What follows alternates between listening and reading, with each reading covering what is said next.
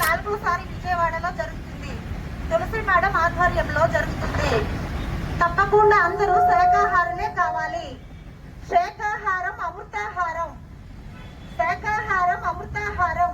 జీవహింస మహాపాపం, జీవహింస మహాపాపం. మూగ జీవులపై ప్రేమ చూపించాలి, మూగ జీవులపై కరుణ చూపించాలి. మూగ జీవులపై ప్రేమ చూపించాలి, మూగ జీవులపై కరుణ చూపించాలి. వాటికి మనలాగే జీవించే హక్కు ఉంది. మొక్కుబడుల పేరుతో జంతు బలి ఆపాలి. ఏ జీవిని చంపే హక్కు ఎవరికీ లేదు.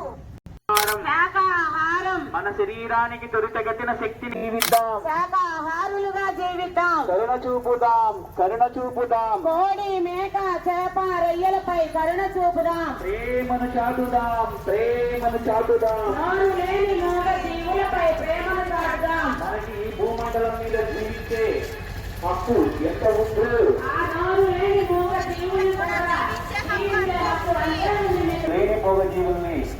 ఆరోగ్యమే మహాభాగ్యం, ఆరోగ్యమే మహాభాగ్యం. సత్యమేవ జయతే. ఆహారం అంటే కూరగాయల భోజనం, శాకాహారం అంటే ఆకుకూరల భోజనం.